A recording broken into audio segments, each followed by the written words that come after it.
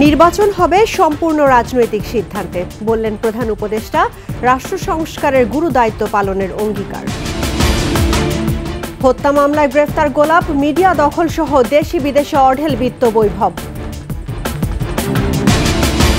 6 দিনের রিমান্ডে গোলাম দস্তগীর গাজী, দখল দৌরাত্মে 10,000 কোটি টাকার সম্পত্তি। বিডিআর বিদ্রোহে হাসিনার বিরুদ্ধে হত্যা মামলা, আয়নাঘর কারিগরদের শাস্তি চান ভুক্তভোগী। বন্যা দুর্গত এলাকা কমনের দুর্ভোগ, এখনো পানিবন্দী লাখ লাখ মানুষ।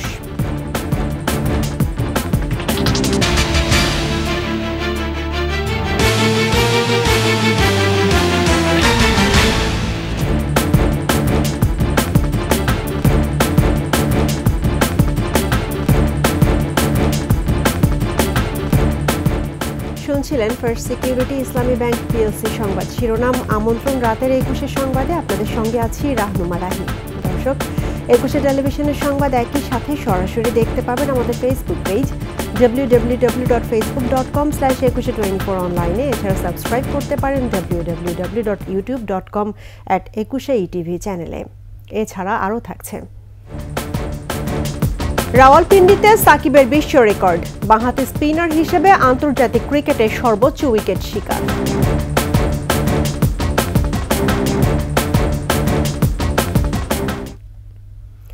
অন্তর্বর্তীকালীন সরকারের প্রধান উপদেষ্টার দায়িত্ব নেওয়ার পর জাতির উদ্দেশ্যে প্রথম ভাষণে ডক্টর মোহাম্মদ ইউনূস বলেছেন যে স্বপ্ন নিয়ে ছাত্র জনতা স্বৈরাচার পতনের আন্দোলনে অংশ নিয়েছিল, সেই স্বপ্ন পূরণে তিনি অঙ্গীকারবদ্ধ। এ সময় তিনি বলেন, রাজনৈতিক সিদ্ধান্তের উপরেই নির্ভর করছে নির্বাচন অনুষ্ঠানের সময়সীমার বিষয়টি। নির্বাচন কমিশন, বিচার বিভাগ সহ বিভিন্ন প্রতিষ্ঠানের সংস্কার সম্পর্কেও অন্তর্বর্তী সরকারের ভাবনার কথাও তুলে ধরেন তিনি। আরও জানাচ্ছেন প্রণব চক্রবর্তী। প্রধান উপদেষ্টা হিসেবে দায়িত্ব গ্রহণের 16 দিন পর জাতির উদ্দেশ্যে ভাষণ দেন অধ্যাপক ডক্টর মোহাম্মদ ইউনূস। তার বক্তব্যে উঠে আসে আওয়ামী সরকারের দুঃশাসন, দুর্নীতি, সেনাবাহিনী, পুলিশ, র্যাব, বিজিবি, গণমাধ্যমকে যেভাবে বিতর্কিত করা হয়েছে তা থেকে শুরু করে বিচার বিভাগের সংস্কার সহ নানা ইস্যু। একটি সুনির্দিষ্ট প্রক্রিয়ার মধ্য দিয়ে বিচার বিভাগের স্বাধীনতা ও জবাবদিহিতা নিশ্চিত করার উদ্যোগ নেওয়া হয়েছে।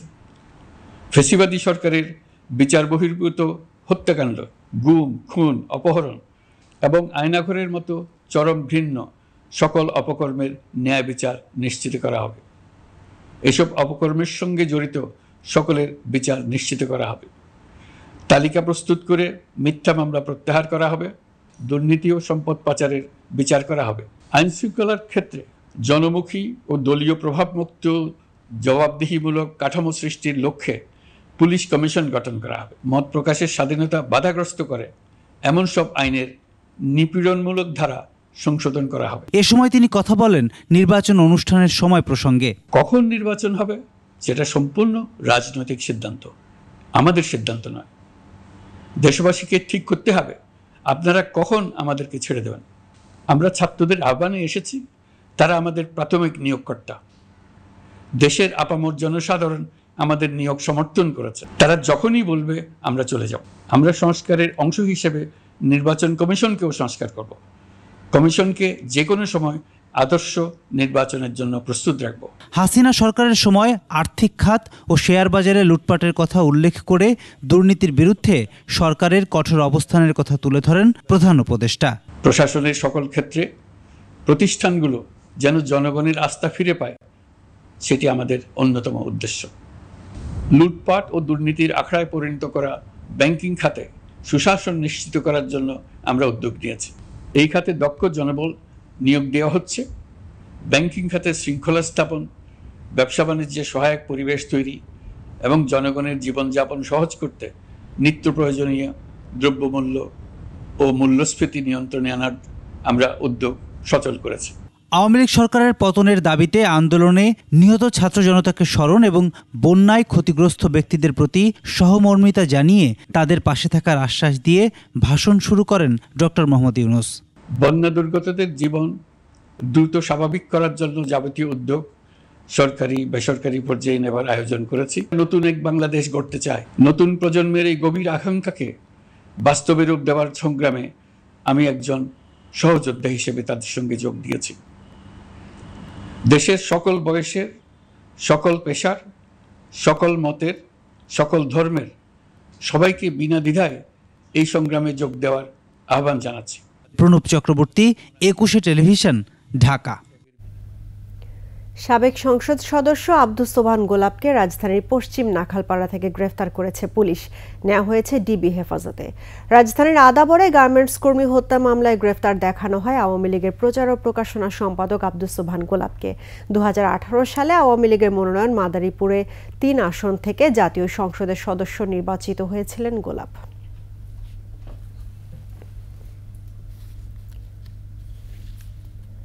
মানুষরূপী ভয়ঙ্কর এক গোলাপ ফুটেছিল মাদারীপুরে। সুগন্ধের লেশমাত্র ছিল না। উৎকট দুর্গন্ধে শ্বাস নেয়াই কষ্টকর ছিল মাদারীপুর 3 আসনের সাধারণ মানুষের। আব্দুস সোবহান গোলাপের দখল, হামলা, মামলায় তটস্থ ছিলেন গোটা মাদারীপুরের জনগণ। ক্ষমতার অপব্যবহার করে গোলাপ কামিয়েছেন অন্তত 10,000 কোটি টাকা। মিডিয়া দখল সহ দেশ বিদেশে গড়েছেন অঢেল বিত্ত বৈভব। মাদারীপুরের কালকিনি প্রতিনিধি রকিবুজ্জামানকে সঙ্গে নিয়ে বিস্তারিত জানাচ্ছেন মানিক শিকদার। আব্দুস সোবহান গোলাপ ক্ষমতাচ্যুত প্রধানমন্ত্রী শেখ হাসিনার বিশেষ সহকারী, স্বৈরাচারের বিশ্বস্ত কেশিয়ার। প্রধানমন্ত্রীর কার্যালয়ে জায়গা পেয়ে ভয়ঙ্কর হয়ে ওঠেন গোলাপ। অর্থের নেশা পেয়ে বসে থাকে। ক্ষমতার অপব্যবহার করে 2 হাতে কামান অর্থ। অন্তত 10,000 কোটি টাকার মালিক হন অল্প সময়ে, যার একটি অংশ চলে যায় যুক্তরাষ্ট্রে থাকা হাসিনা পুত্র সজীব ওয়াজেদ জয়ের কাছে। যুক্তরাষ্ট্রে গোলাপে রয়েছে অঢেল সম্পত্তি। দেশটিতে 9টি বিলাসবহুল বাড়ি কিনেছেন তিনি। এছাড়া দুবাই, সিঙ্গাপুর, কানাডাতেও আব্দুস সোবহান গোলাপ সম্পদের পাহাড় গড়েছেন বলে খবর আছে। বিতর্কিত ব্যবসায়ী এস আলমের ভাড়াটে হয়ে দেশের জনপ্রিয় স্যাটেলাইট টিভি চ্যানেল 21 টেলিভিশনও প্রায় 8 বছর দখলে রাখেন আব্দুস সোবহান গোলাপ। পুরস্কার হিসেবে গোলাপের স্ত্রী গুলশান আরাকে করা হয় 21 টেলিভিশনের পরিচালক। বুকে ধারণ করে বিশ্বাস করে তারই আলোকে আমরা আগামী দিনে জাতির জন্য, দেশের মানুষের জন্য কিছু দিতে পারবো এই পরিবারের পক্ষ থেকে, এটা আমরা কিন্তু আজ অঙ্গীকারবদ্ধ। এদিকে নিজ জেলা মাদারীপুরে একচ্ছত্র নিয়ন্ত্রণ প্রতিষ্ঠা করেন সাবেক প্রধানমন্ত্রীর এই বিশেষ সহকারী। জমি ও প্রতিষ্ঠান দখল, কমিশন বাণিজ্য, সরকারি বরাদ্দ আত্মসাৎ, চাঁদাবাজি সবই করেছেন নির্দয়ভাবে। আসলে করার জায়গা এনে জোর করে গোলাপ নিয়ে লইয়ে গেছে। 25,000 টাকার মাটি করছি আমি, বাড়ি করবো করিয়া, এরপর এই বাড়ি দখল করে লইয়ে গেছে। গোলাপের অপকর্মের প্রতিবাদ করা যেত না। হামলা ও মামলার ভয়ে তটস্থ থাকতেন স্থানীয়রা। আমি হাসপাতালে 27.5 জায়গা দিছি। আমার ছেলে চাকরি দেওয়ার কথা ছিল, 2 ছেলেরই, কিন্তু চাকরিও দেয় নাই, টাকাও দেয় নাই। প্রধানমন্ত্রী ভয় দেখে আমার জায়গা আর ওদের জায়গা সব নিয়ে গেছে। কাঁচা ধানের ভিতরে বালি ছাড়িয়ে দিয়া ভরিয়া দাওয়াই রাখছে। আমাকে পোলাপা নিয়ে ফিরে আইয়া বাড়ি টেকতারে নাই। আমাকে হসপিটালে জায়গা ছিল 36%, আমাকে জায়গাটা নিয়ে গেছে। কালকিনির উত্তর রমজানপুর ও চর দৌলত খা মৌজায় একের পর এক জমি দখল করেছেন গোলাপ। দখলি জমি ও বসত ভিটায় নিজের ও পরিবারের সদস্যদের নামে গড়েছেন একাধিক প্রতিষ্ঠান। এই গোলাপ মেয়ে আমারে উড়াই দিছে। এই গোলাপ মেয়ে তো কলেজ মিনাজ করছে, এই 2 বছর হয়। এই বাড়িটা আমাদের শুধু আছে, আর ওদিকে যে জায়গা ছিল আমাদের সব নিয়ে গেছে। ওই বাড়িটা উঠানোর জন্য অনেক হামলা টামলা, অনেক হুমকি দিয়েছে। এছাড়া ক্ষমতার দাপটে বিভিন্ন প্রতিষ্ঠানের নাম নিজের নামে নামকরণ করেছেন। এ থেকে বাদ যায়নি মসজিদও। এলাকার নির্মিত মসজিদও নিজ নামে নামকরণ করেছেন আব্দুস সোবহান গোলাপ। এই যে ভবন করছে আমাদের দোকানপাট ভাঙ্গা, গোলাপ ভাইয়ের নিজে নিয়া এই কলেজের লাইব্রেরির জন্য। আমাগো জায়গা আমাগো নাক কইরা লয়ে গেছে, বালি বর্ষে, আমাগো তার জিগেও নাই। গোলাপের মুক্তিযোদ্ধা সনদ নিয়েও ঘোর আপত্তি বীর মুক্তিযোদ্ধাদের। গোলাপ নানান জায়গায় প্রচার করে বেড়াইছে যে আমার সাথে সে ট্রেনিং দিছে এবং যুদ্ধ করছে, কিন্তু আমার জানা মতে সে আমার সাথে ছিল না এবং যুদ্ধ করছে এও আমি জানি না, কিন্তু আসলে সে মুক্তিযোদ্ধা কিনা আমার সেটা ভালো করে জানাও না। হাসিনার পতনের পর তার বিরুদ্ধে মামলা করেছেন এক বীর মুক্তিযোদ্ধা সহ 5 ভুক্তভোগী। মানিক শিকদার, 21 টেলিভিশন, ঢাকা। নারায়ণগঞ্জের রূপগঞ্জে শিক্ষার্থী হত্যা মামলায় সাবেক সংসদ সদস্য ও মন্ত্রী গোলাম দস্তগীর গাজীকে 6 দিনের রিমান্ডে দিয়েছেন আদালত। বিকেলে নারায়ণগঞ্জ জজ কোর্টের বিচারক এই রিমান্ড মঞ্জুর করেন। এর আগে গত রাতে রাজধানীর শান্তিনগরের একটি বাসা থেকে তাকে গ্রেফতার করা হয়। নবকিশলয় হাই স্কুলের 10ম শ্রেণীর ছাত্র রোমান মিয়া হত্যা মামলায় গ্রেফতার করা হয় গোলাম দস্তগীর গাজীকে। গত 21 অগস্ট দায়ের হওয়া ওই মামলায় শেখ হাসিনা, গোলাম দস্তগীর গাজী সহ 105 জনকে আসামি করা হয়। মামলায় গোলাম দস্তগীরের ছেলে গোলাম মুর্তুজা পাপ্পা সহ 45 জনের নাম উল্লেখ সহ অজ্ঞাত আসামি 60 জন।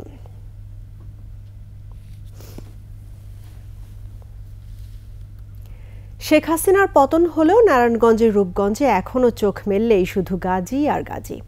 সাবেক বস্ত্র পাটমন্ত্রী গোলাম দস্তগীর গাজী গোটা রূপগঞ্জকে গিলে খেয়েছেন। 5 অগস্টের আগে গাজী মানেই ছিল শেষ সিদ্ধান্ত। অস্ত্রবাজি, মাদক, সন্ত্রাস, হত্যা, খুন, গুম, জবরদখল সবই চলত তার ইশারায়। নির্বাচনী হলফনামার তথ্য অনুযায়ী গোলাম দস্তগীর গাজী 1446 কোটি টাকার সম্পত্তির মালিক আর দেনা আছে 1022 কোটি টাকা। তবে হলফনামার বাইরেও আছে আরও 8000 কোটি টাকার সম্পদ। মানিক শিকদারের আরও একটি প্রতিবেদন। শনিবার দিবাগত রাতে রাজধানীর শান্তিনগর এলাকা থেকে গ্রেফতার হওয়ার পর নারায়ণগঞ্জ 1 আসনের সাবেক সংসদ সদস্য এবং বস্ত্র ও পাট মন্ত্রী গোলাম দস্তগীর গাজীকে নিয়ে এমন মন্তব্য করেন অনেকেই। দখলদার হয়েও সবসময় নীতি কথা বলে বেড়াতেন এই গাজী। 15 বছর যাবত উন্নয়ন করে যাচ্ছি, শুধু আমি এই ব্যাপারে কোনো ধরনের আমি সবসময় নিরাপদ মনে করছি। গত 15 বছরে গাজীর সম্পদ ও ঋণ দুটোই 1000 কোটি টাকা ছাড়িয়েছে। স্থাবর ও অস্থাবর সম্পত্তি মিলিয়ে প্রায় 1446 কোটি টাকার মালিক। এই সম্পদের বিপরীতে তার ব্যাংক ঋণ 935 কোটি টাকা, সব মিলিয়ে দেনা 1022 কোটি টাকা। বিলুপ্ত হওয়া জাতীয় সংসদ নির্বাচনের জন্য জমা দেয়া হলফনামা বিশ্লেষণ করলে এসব তথ্য পাওয়া যায়। হলফনামায় বান্দরবানের সম্পদের কথা উল্লেখ করা হয়নি। সেখানে গাজীর আছে 500 বিঘা জমি। রূপগঞ্জে দখল করেছেন 2000 বিঘা জমি। এসব জমিতে গড়ে তুলেছেন আবাসিক ও শিল্প প্লট সহ নানা প্রতিষ্ঠান। ভূমিদস্যু গাজী আমাদের রূপগঞ্জে দীর্ঘ 16-17 বছর যাবৎ ভূমিদস্যুগিরি করে। রূপগঞ্জের কেয়ারিয়া, পড়শি, বাড়িয়াছড়ি, কুমারপাড়া এলাকায় শত শত সংখ্যালঘু পরিবারের বসবাস।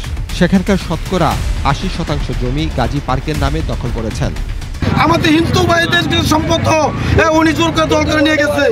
আমাদের হাজার হাজার নেতা কর্মীদের হাজার হাজার মামলা দিয়েছে। আমার ঘরে থাকতে পারি না, আমরা অনেক নির্যাতিত এই গাজীর জন্য। রূপগঞ্জের খাদুন এলাকায় বড় জায়গা দখল করে গড়ে তোলা হয়েছে গাজী টায়ার ফ্যাক্টরি। 50 বিঘা জমি জবরদখল করে গড়ে তোলা হয়েছে এই ফ্যাক্টরি। শীতলক্ষা নদীর সীমানা পিলার সরিয়ে নদীর জমি দখল করেছেন গাজী। রূপগঞ্জের মঠের ঘাট, দরিয়াকান্দি, বানিয়াদি, আতলাসপুর, হাটাব, জেলেপাড়া, ইছাখালী, পাড়াগাঁও, বড়আলু, পূর্বগ্রাম, চনপাড়া, রূপসী, গন্ধপুরের নদীর দুই পাশের জমি দখল করে বিভিন্ন কোম্পানির কাছে বিক্রি করেছেন তিনি। হাজার বিঘা সম্পত্তি জোর জুলুম কইরা এবং নারী পর্যন্ত শয়ে শয়ে নারী সে ইজ্জত নষ্ট করছে পুরা রূপগঞ্জের ভিতরে। শেখ হাসিনার আমলে রূপগঞ্জের প্রায় প্রতিটি শিক্ষা প্রতিষ্ঠানে সরকারি অর্থায়নে অডিটোরিয়াম নির্মাণ হলেও নামকরণ হয়েছে গাজী ও তার পরিবারের সদস্যদের নামে। 19 বছর যাবত তার জন্য আমরা মন খোলাভাবে কোনো কাজকর্ম করতে পারি নাই। প্রতিটা এলাকা ভিত্তিক এমন মাদকের সাম্রাজ্য সে গড়ে তুলেছে। এই গাজীর এই মাদকের সাম্রাজ্য থেকে আমরা এলাকাবাসী সবাই মুক্তি চাই। শেখ হাসিনার আমলে রূপগঞ্জের মানুষের কাছে গোলাম দস্তগীর গাজী ছিলেন এক মূর্তিমান আতঙ্ক। স্থানীয় আওয়ামী লীগকে ডাকা হতো গাজী লীগ নামে। রূপগঞ্জের নাম পাল্টে গাজীগঞ্জ রাখতেও চেয়েছিলেন তিনি। গোলাম দস্তগীর গাজীকে গ্রেফতারের পর আনন্দ মিছিল হয়েছে। মানিক শিকদার, 21 টেলিভিশন, ঢাকা। সাবেক ডেপুটি স্পিকার শামসুল হক টুকু, সাবেক তথ্য প্রযুক্তি প্রতিমন্ত্রী জুনায়েদ আহমেদ পলক, সাবেক ক্রীড়া উপমন্ত্রী আরিফ খান জয়, আওয়ামী লীগের সাবেক সাংগঠনিক সম্পাদক আহমেদ হোসেন, ছাত্রলীগ নেতা তানভীর ও বাধ্যতামূলক অবসরে যাওয়া রিয়ার অ্যাডমিরাল এম সোহেলকে 7 দিন করে রিমান্ডে দিয়েছেন আদালত। আর সাবেক সংসদ সদস্য সাদেক খানকে দেওয়া হয়েছে 4 দিনের রিমান্ড। লালবাগ থানায় দায়ের করা আইডিয়াল কলেজের শিক্ষার্থী খালিদ হাসান সাইফুল্লাহ হত্যা মামলায় পুলিশ 10 দিনের রিমান্ড চাইলে আদালত 7 দিনের রিমান্ড মঞ্জুর করেন। এছাড়া মোহাম্মদপুর থানার ট্রাক চালক হত্যা মামলায় সাবেক সংসদ সদস্য আওয়ামী লীগ নেতা সাদেক খানকে 4 দিনের রিমান্ড দিয়েছেন আদালত। চকবাজার থানার অপর একটি মামলায় তানভীর হাসান সৈকতকে আরও 5 দিনের রিমান্ড দেওয়া হয়। এর আগে পল্টন থানার মামলায় 10 দিনের রিমান্ডে ছিলেন শামসুল হক টুকু, জুনায়েদ আহমেদ পলক ও তানভীর হাসান সৈকত। পরে তাদের লালবাগ থানায় মামলায় গ্রেফতার দেখানো হয়। এই বিষয়গুলো আদালতের সামনে তুলে ধরার পর আদালত সন্তুষ্ট হয়ে এবং আসামি পক্ষের বক্তব্য শোনার পর এই আসামিদের সবার বিরুদ্ধে 7 দিনের রিমান্ড মঞ্জুর করেন। লন্ডনে 3টি বাড়ি আছে সাবেক বিচারপতি শামসুদ্দিন চৌধুরী মানিকের। রাজধানীর বাড়িধারায় 1.5 বিঘা জমিতে বানিয়েছেন আধুনিক আবাসিক ভবন। মুন্সিগঞ্জেও আছে বিস্তর সম্পদ। দাম্ভিক আর বদমেজাজি হিসেবে পরিচিত শামসুদ্দিন চৌধুরী মানিকের সম্পদ নিয়ে বিস্তারিত জানাচ্ছেন দীপু শিকদার। এই ধরনের রাবিশ কথা বলবেন না আমার সাথে রাবিশ কথা বলবেন না। আমিও দেখেছি উত্তেজিত হবে। আপনি আমাকে উত্তেজিত করছেন। আপনি তো তাদেরই পক্ষের লোক বলে মনে হচ্ছে। শুধু বিতর্কিত মন্তব্যই নয়, সম্পদও বেশ কামিয়েছেন বিচারপতি শামসুদ্দিন চৌধুরী মানিক। তাকে কে মানলো? ব্রিটিশ পাসপোর্টধারী বিচারপতি মানিক দেশে বিদেশে গড়েছেন বিস্তর সম্পদ। লন্ডনে তার আছে 3টি বাড়ি। রাজধানীর বাড়িধারায় আছে 1.5 বিঘা জমি, যেখানে বানিয়েছেন আধুনিক আবাসিক ভবন। শেখ হাসিনা পতনের আগের দিন 4 আগস্ট পরিবারের সদস্যদের নিয়ে বাড়িধারায় এই বাসা থেকেই পালিয়ে যান বিচারপতি মানিক। সপরিবার বাগে যে আয়া 5-4 তারিখ না 3 তারিখে চলে গেছে। পরে আয়া হামলা টামলা করছে, কইরা টইরা বাঙ্গাসুর কইরা ঘরের মালামাল লুটপাট কইরা জনগণে নিয়ে গেছে। মুন্সিগঞ্জে গ্রামেও বিচারপতি মানিকের আছে 100 বিঘা সম্পত্তি। আছে বাগানবাড়ি, মাছের খামার, মার্কেট সহ আরও অনেক সম্পদ। তবে বিচারপতি মানিকের উপর ক্ষিপ্ত বাড়িধারা ও মুন্সিগঞ্জবাসী।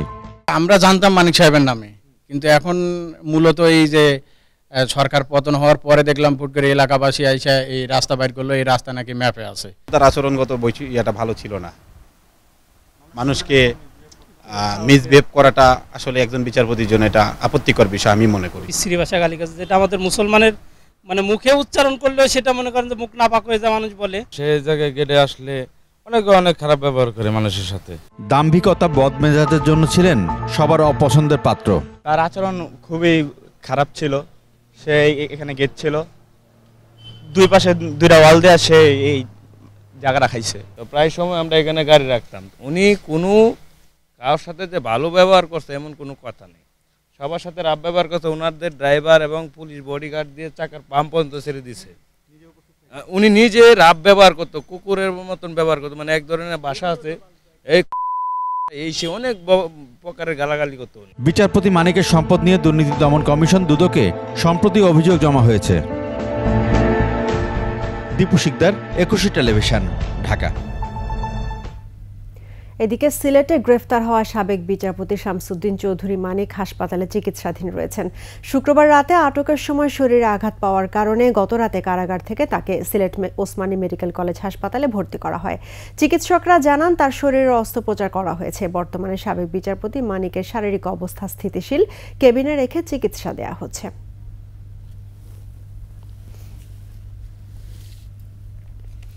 বিডিআর সদর দপ্তর পিলখানায় বিদ্রোহ মামলায় আসামি উপসহকারী পরিচালক আব্দুর রহিমের কারাগারে মৃত্যুর ঘটনায় সাবেক প্রধানমন্ত্রী শেখ হাসিনা, বিজিবির সাবেক মহাপরিচালক ও সাবেক সেনাপ্রধান আজিজ আহমেদ এবং পিলখানা বিদ্রোহ মামলার আইনজীবী মোশাররফ হোসেন কাজল সহ 11 জনের বিরুদ্ধে মামলা হয়েছে। রোববার ঢাকা মহানগর হাকিম আদালতে ডিএডি আব্দুর রহিমের ছেলে অ্যাডভোকেট আব্দুল আজিজ এই মামলা করেন। বিস্তারিত জানাচ্ছেন তৌহিদুর রহমান। 2009 সালে বিডিআর সদর দপ্তর পিলখানায় বিদ্রোহ মামলার আসামি উপসহকারী পরিচালক বীর মুক্তিযোদ্ধা মোহাম্মদ আব্দুর রহিমের কারাগারে মৃত্যুতে হত্যা মামলা হয় রোববার। ঢাকা মহানগর হাকিম মোহাম্মদ আখতারুজ্জামানের আদালতে আব্দুর রহিমের ছেলে অ্যাডভোকেট আব্দুল আজিজ এই মামলা করেন। তাকে মূলত মারার উদ্দেশ্যই ছিল 2009 সালের 25শে ফেব্রুয়ারিতে, কিন্তু ওই দিন মারতে ব্যর্থ হয়। পরবর্তীতে তাকে কারাগারে নিয়ে ইনজেকশনের মাধ্যমে তাকে মারা হয়। এটা 2010 সালের জুলাই মাসে। মামলায় 11 জনকে আসামি করা হয়েছে বলে জানান বাদীপক্ষের আইনজীবী মোহাম্মদ দেলোয়ার হোসেন। কোর্ট তলব করছে চকবাজার থানাকে যে অপমৃত্যু মামলার রিপোর্ট দেওয়ার জন্য, ডিটেলস এবং রিপোর্ট দেওয়ার জন্য। দেন পরবর্তীতে কোর্ট পরবর্তী প্রসিডিং আগাবে। 2010 সালের জুলাইয়ে দায়িত্বরত কেন্দ্রীয় কারাগারের জেল সুপার এবং কারাগারের চিকিৎসকদেরও আসামি করা হয়েছে। অজ্ঞাত আরও 200 জনকে আসামি করা হয়। তৌহিদুর রহমান, 21 টেলিভিশন, ঢাকা। হাসিনা সরকারের পতনের পর একের পর এক উঠে আসছে হত্যা গুমের ঘটনা। আয়নাঘরের বিরুদ্ধে কঠোর শাস্তির বিধান ও স্বাধীন কমিশন করে তদন্তের দাবি জানিয়েছেন ভুক্তভোগী আইনজীবী সোহেল রানা। সুপ্রিম কোর্টে সাংবাদিকদের কাছে এ দাবি জানান তিনি। বিস্তারিত জানাচ্ছেন শাকের আরজু। 2015 সালের ফেব্রুয়ারির 10 তারিখে উত্তরা থেকে গুম হন পেশায় আইনজীবী সোহেল রানা। গুম অবস্থায় তিনি 6 মাস চোখ ও হাত বাঁধা অবস্থায় আয়নাঘরে ছিলেন। কিন্তু 14 বছরও প্রতিনিয়ত মৃত্যু আতঙ্কে থাকা সোহেল রানা জানতেন না কি তার অপরাধ। 10 মিনিটের জন্যও বসা থেকে শোয়ার জন্য অনুমতি মিলত না। ওয়াশরুমে গেলেও 2 মিনিট সময় দেয়া হতো, তবে বের করে আনা হতো 1.5 মিনিট পর। শুয়ে ঘুমানোটা যে একটা আল্লাহর নেয়ামত, এটা আমি তখন বুঝতে পারি। আমি ওদেরকে বলতাম যে ভাই আমাকে কি 10 মিনিট একটু শুইতে দেওয়া যাবে? আমি না ঘুমাই, বাট আমি 10 মিনিট একটু শুইতে চাই, কিন্তু সেটাও রাখা হয়নি। তো আমার ইচ্ছে ছিল আমাকে মেরে ফেললেও যেন 10 মিনিট আগে আমাকে শুইতে দেওয়া হয়। এতটা নির্মম, এতটা বর্বর ছিল। কোথাও কিছু বলা যাবে না এই শর্ত দিয়ে 2015 সালের আগস্টের 13 তারিখ সোহেল রানাকে ছেড়ে দেয়া হয়। সোহেল রানা চান এমন গুমের শিকার যেন আর কেউ না হয়। চাই যে এই কনভেকশনের যে ডেফিনেশন, এটা যেন বাংলাদেশ আইনে অ্যাডপ্ট করা হয় এবং বাংলাদেশে অবশ্যই যেন গুমের উপরে একটা দৃষ্টান্তমূলক যেন একটা শাস্তির বিধান তৈরি করা হয়, একটা ধারা করা হয়। তবে আয়নাঘর কোথায়, বন্দিই বা ছিলেন কোথায়, তার কোনো কিছুই জানা নেই সোহেল রানার। লোক তোমাকে নেয়নি, তুমি বলবা তুমি নিজে থেকেই কোথাও ঘুরতে চলে গেছিলা। শাকের আরজু, 21 টেলিভিশন, ঢাকা। তোমাকে গুলি করে মানা হবে। পানি কমতে শুরু করায় সার্বিক বন্যা পরিস্থিতির কিছুটা উন্নতি হয়েছে। ফেনী, নোয়াখালী ও কুমিল্লার অনেক উপজেলায় পরিস্থিতি খুবই নাজুক। ফেনীর গ্রামাঞ্চলে অন্তত 1 লাখ মানুষ পানিবন্দী। মুঠোফোন নেটওয়ার্ক ব্যাহত হওয়ায় প্রকৃত পরিস্থিতির ধারণা পাওয়া যাচ্ছে না। বন্যায় সরকারি হিসেবে সারা দেশে এখন পর্যন্ত মারা গেছেন 18 জন। প্রতিনিধিদের তথ্যচিত্রে ডেস্ক রিপোর্ট। বন্যায় সবচেয়ে বিপর্যস্ত ফেনীর কোথাও কোথাও পানি সামান্য কমলেও দুর্ভোগ কমেনি। এখনও পানিবন্দী 80% মানুষ। পানিতে তলিয়ে থাকায় মানুষজন ঘরে ফিরতে পারছে না। খাবার ও বিশুদ্ধ পানির তীব্র সংকট। হেলিকপ্টারে করে দেয়া ত্রাণ নিয়ে কাড়াকাড়ি করতে দেখা যায় দুর্গতদের। কুমিল্লায় পরিস্থিতি স্থিতিশীল থাকলেও গোমতীর বাঁধ ভাঙায় বেড়েছে বুড়িচং ও ব্রাহ্মণপাড়ার পানি। এতে 2 উপজেলার মানুষের দুর্ভোগ আরও বেড়েছে। এদিকে সরকারি সহ বিভিন্ন রাজনৈতিক, সামাজিক ও সাংস্কৃতিক সংগঠন ত্রাণ নিয়ে গেলেও নৌকা ও ট্রলারের অভাবে দুর্গত এলাকায় তা পৌঁছানো কষ্টসাধ্য হয়ে পড়ছে। বর্তমানে আমাদের অনেকটি রোগী ভিতরে আটকা পড়ে আছে। আমরা এদিক থেকে যাইতে পারতেছি না, ওই দিক থেকে আসতে পারতেছি না। আমাদের পাশে ব্রিজটা অলরেডি ভেঙে গেছে।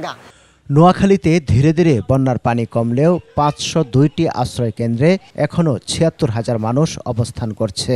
এদিকে মুছাপুর ক্লোজারের 23টি গেট খুলে দেয়ায় মেঘনা নদী হয়ে সেকেন্ডে 756 ঘনমিটারের বেশি পানি নামছে বঙ্গোপসাগরে। বাড়িঘর সব কিছু ছাড়ি, গরু ছাগল সব চালি নিরুপায় হয়ে আশ্রয়। ওখানে এখন আমরা এক কামার হানিয়ে গেছি, আমরা রাঁধি বাই খাইতে পারিনি। কেঁচা খাবার খাওয়ার তার কিছু নেই।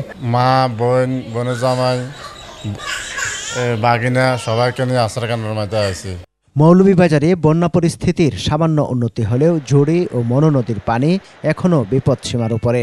পানিবন্দী সদরের একাংশ, রাজনগর ও কোলাউড়ার মানুষ। আমরা সহযোগিতা সবসময় থাকবে, অতীত রয়েছে, ভবিষ্যৎ রয়েছে, বর্তমানেও থাকবে। এদিকে খুলনার দেলটির ক্ষতিগ্রস্ত ওয়াবদার বেড়ি বাঁধ 4 দিনেও মেরামত করা সম্ভব হয়নি।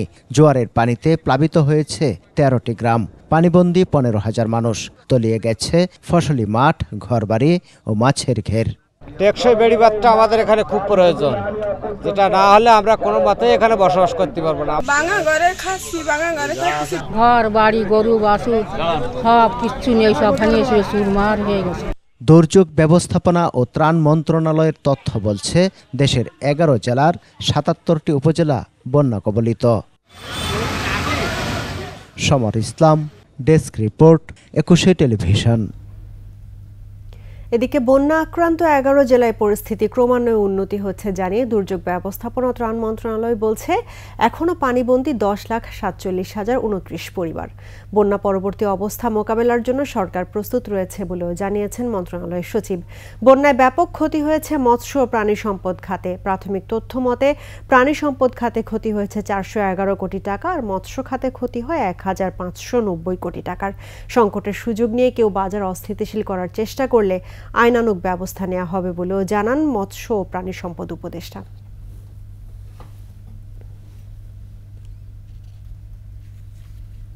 রাতের সংবাদে একটা বিরতি নিচ্ছি, যখন ফিরছি তখন অন্যান্য খবরের সঙ্গে আরও থাকবে। ভারতে বসে হাসিনার কোনো ষড়যন্ত্রই আর কাজে আসবে না বললেন মির্জা ফখরুল। যুক্তরাষ্ট্রের শর্ত পরিপালন করলে গার্মেন্টস খাতে মিলবে জিএসপি সুবিধা, জানালেন অর্থ উপদেষ্টা।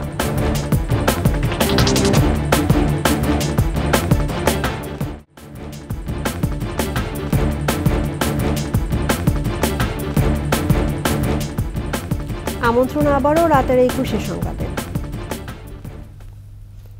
ভারতে বসে শেখ হাসিনার কোনো ষড়যন্ত্রই আর কাজে আসবে না বলে মন্তব্য করেছেন বিএনপির মহাসচিব মির্জা ফখরুল ইসলাম আলমগীর। দলের যুগ্ম মহাসচিব রুহুল কবির রিজভী বলেছেন, বন্যার্তদের জন্য ত্রাণ সংগ্রহ কার্যক্রমই এখন বিএনপির মূল লক্ষ্য।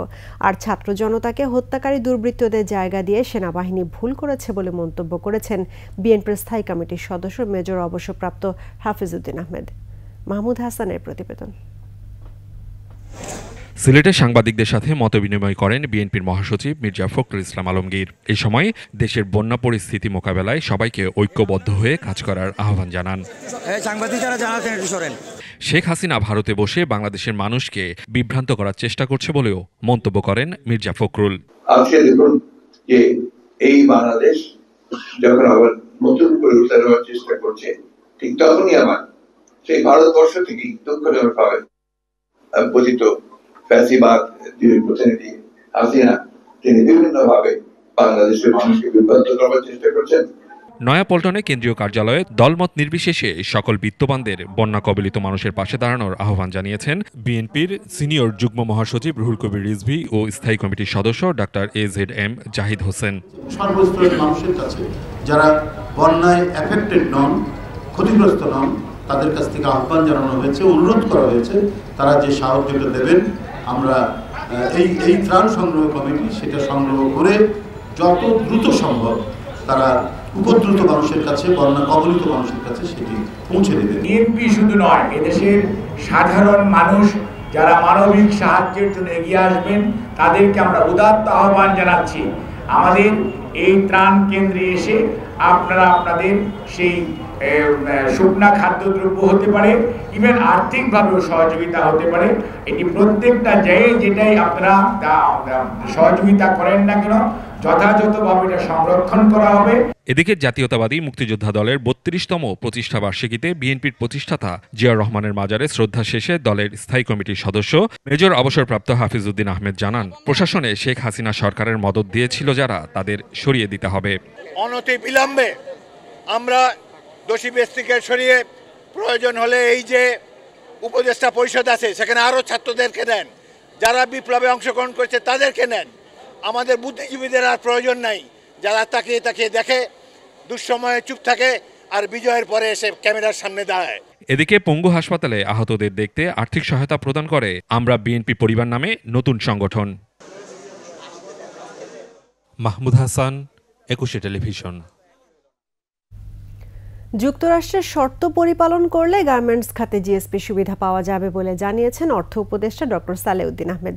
সচিবালয়ে নিজ দপ্তরে যুক্তরাষ্ট্রের ভারপ্রাপ্ত রাষ্ট্রদূত হেলেন ল্যাফারিভের সাথে বৈঠক শেষে একথা জানান অর্থ উপদেষ্টা। জিএসপি বন্ধ, তারপর আমাদের FDI আসবে, সেগুলোর ব্যাপারে ওদের কতগুলি শর্ত আছে আপনারা জানেন, ওগুলো পালন করার জন্য তারা আমরা চেষ্টা করব। আমাদের এক্সপোর্ট বা ইনভেস্টমেন্ট আনা, ডাইরেক্ট ইনভেস্টমেন্ট, পোর্টফোলিও ইনভেস্টমেন্ট বলছি, প্লাস জয়েন্ট ভেঞ্চার যদি আরও করতে চাই ইউএসএর, এইগুলো করবে। বিশেষ করে টেকনিক্যাল ফিল্ডে ওরা বলেছে যে বেসিস আছে, কী কী আছে ওদের ছোটো যদি করা। টানা ৩৭ দিন পর চলছে মেট্রো রেল। নতুন সময়সূচি অনুযায়ী সকাল থেকেই কার্যক্রম শুরু হওয়ায় স্বস্তি জানিয়েছেন সাধারণ মানুষ। এদিকে মেট্রো স্টেশন পরিদর্শনে গিয়ে সড়ক পরিবহন ও সেতু উপদেষ্টা মোহাম্মদ ফাউজুল কবির খান বলেন, কেউ যেন রাষ্ট্রীয় সম্পদ ধ্বংস করতে না পারে সেদিকে সতর্ক দৃষ্টি রাখতে হবে। আরও জানাচ্ছেন দীপু শিকদার। টানা ৩৭ দিন বন্ধ থাকার পর আবারও চলাচল শুরু করল মেট্রো রেল। রোববার সকাল ৭টা ১০ উত্তরা উত্তর মেট্রো স্টেশন থেকে প্রথম ট্রেনটি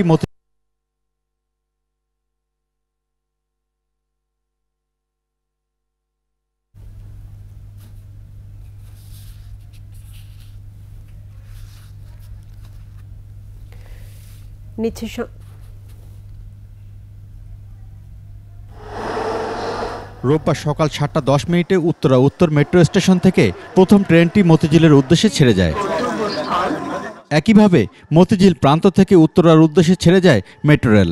তবে মেরামত সম্পূর্ণ না হওয়ায় ট্রেন থামছে না কাজীপাড়া আর মিরপুর ১০ নম্বর স্টেশনে।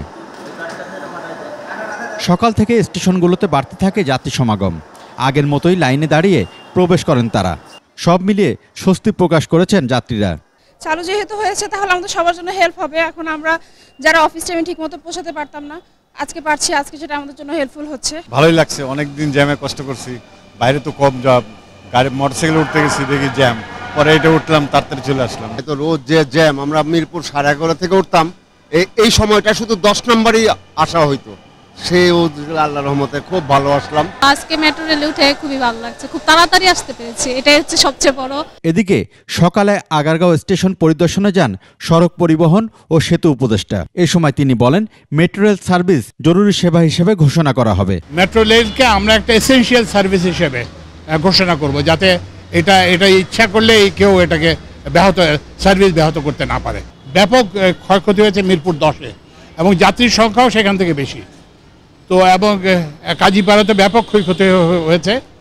তো এইটা আমরা সেদিন দেখার পরে আমরা একটা নির্দেশ দিয়েছি যে ক্ষয়ক্ষতির পরিমাণ নিরূপণ করা এবং একটা টাইম লাইন তৈরি করা, কত দ্রুত এটা চালু করা যায়। এই যে রাষ্ট্রীয় সম্পদ ধ্বংস করার যে চেষ্টা, এগুলোর বিরুদ্ধে আপনার একটা জনমত গড়ে তুলতে হবে।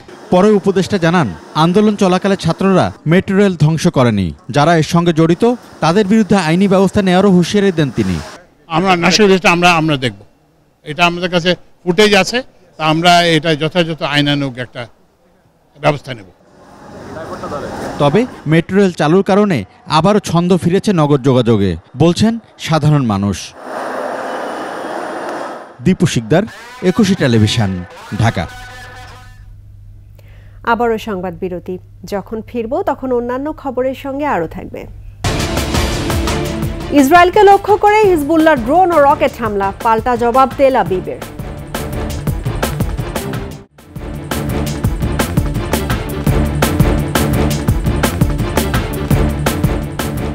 আমন্ত্রণ আবারও রাতের 21 সংবাদে। এবার বাণিজ্য সংবাদ।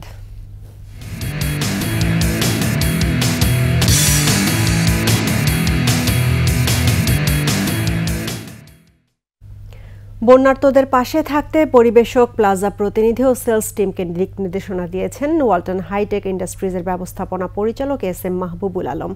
সকালে রাজধানীতে ওয়ালটন কর্পোরেট অফিসে বন্যা পরিস্থিতি মোকাবেলায় করণীয় সম্পর্কে বিশেষ সভায় এই দিক নির্দেশনা দেন তিনি। সভায় ভার্চুয়ালি যুক্ত ছিলেন বিক্রয় প্রতিনিধি, ডিস্ট্রিবিউটর ও ডিলারগণ। বন্যার্তদের জন্য সরকার অনুমোদিত বিভিন্ন সংস্থা ও প্রতিষ্ঠান ও আর্থিক অনুদান ও ত্রাণ সামগ্রী দিচ্ছে ওয়ালটন। মানুষের পাশে মানুষের জন্য স্লোগানে বন্যা কবলিত এলাকাগুলো শুরু থেকেই উদ্ধার কার্যক্রম ও ত্রাণ সামগ্রী বিতরণ করছে প্রতিষ্ঠানটি।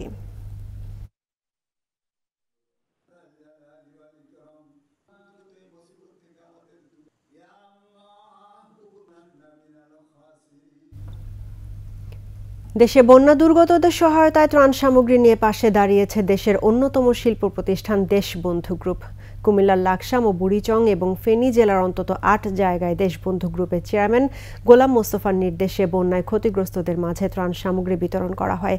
এ সময় দেশের অন্যান্য শিল্প প্রতিষ্ঠান এবং কর্পোরেট সংস্থাগুলো যারা আছে তারাও যেন এ সকল অসহায় বন্যা দুর্গত মানুষের সাহায্যার্থে পাশে এগিয়ে আসে এই আশা ব্যক্ত করেন দেশবন্ধু গ্রুপের চেয়ারম্যান গোলাম মোস্তফা। লাকসামে ত্রাণ বিতরণে লাকসাম উপজেলার নির্বাহী কর্মকর্তা ও সমাজসেবা কর্মকর্তা, সেনাবাহিনীর ঊর্ধ্বতন কর্মকর্তারা ছাড়াও দেশবন্ধু গ্রুপের পক্ষে কার্যক্রমে অংশ নেন দেশবন্ধু ফুড অ্যান্ড বেভারেজের CEO Idrisur Rahman, DGM marketing Robiul Islam, DGM Yasin Ali Gazi, brand manager Abdullah Al Jaber সহ অনেকে।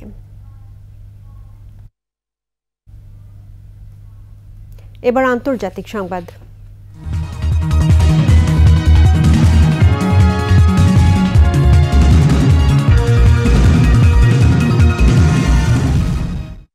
ভারতের ত্রিপুরায় গত দুদিনের বৃষ্টির পরিমাণ কমে যাওয়ায় গোমতী নদী সহ অন্য নদীগুলোর পানি বিপদসীমার নিচে নামতে শুরু করেছে। শেষ খবর পর্যন্ত বন্যায় এ পর্যন্ত ২৪ জন নিহত হয়েছে, নিখোঁজ রয়েছেন অনেকে। ৫৫৮টি শিবিরে আশ্রয় নিয়েছে প্রায় ১,২৮,০০০ মানুষ। প্রাথমিকভাবে ধারণা করা হচ্ছে এক সপ্তাহের বন্যায় রাজ্যের ক্ষয়ক্ষতির পরিমাণ প্রায় ৫,০০০ কোটি টাকা। অন্যদিকে পশ্চিমবঙ্গের কলকাতা সহ দক্ষিণাঞ্চলের সবগুলো জেলায় সোমবার পর্যন্ত ভারী থেকে অতি ভারী বৃষ্টির সতর্কতা জারি করেছে আবহাওয়া অফিস। ২৪ পরগনা, মেদিনীপুর, হুগলি, বাঁকুড়া, বীরভূম ও বর্ধমানে এই সতর্কতা জারি করা হয়েছে।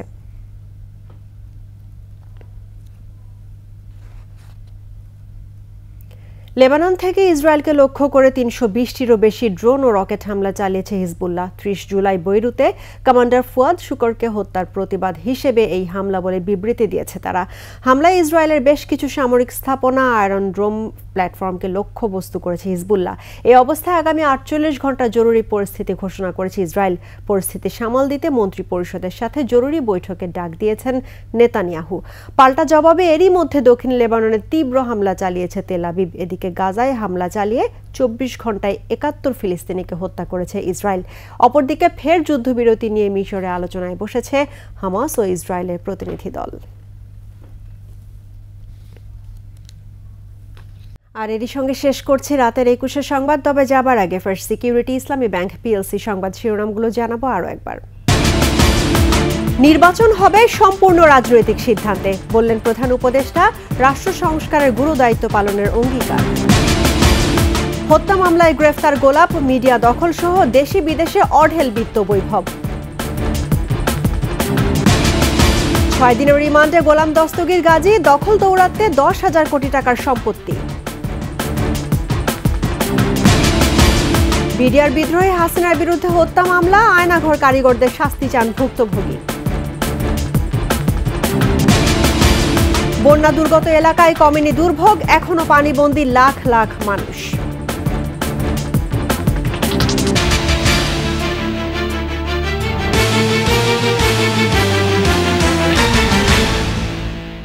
দর্শক, ২১-এর সর্বশেষ খবর জানতে ডায়াল করুন 2021 নম্বরে, আর ভিজিট করুন 21-tv.com এর ওয়েবসাইটে। ফেসবুকে ভিজিট করতে পারেন www.facebook.com/21crime4 অনলাইনে। এছাড়া সাবস্ক্রাইব করতে পারেন www.youtube.com/21etv চ্যানেলে। এতক্ষণ সঙ্গে থাকার জন্য ধন্যবাদ। পরবর্তী সংবাদ রাত ১২টা ৫৫ মিনিটে দেখার আমন্ত্রণ রইল। ২১-এর সঙ্গেই থাকুন।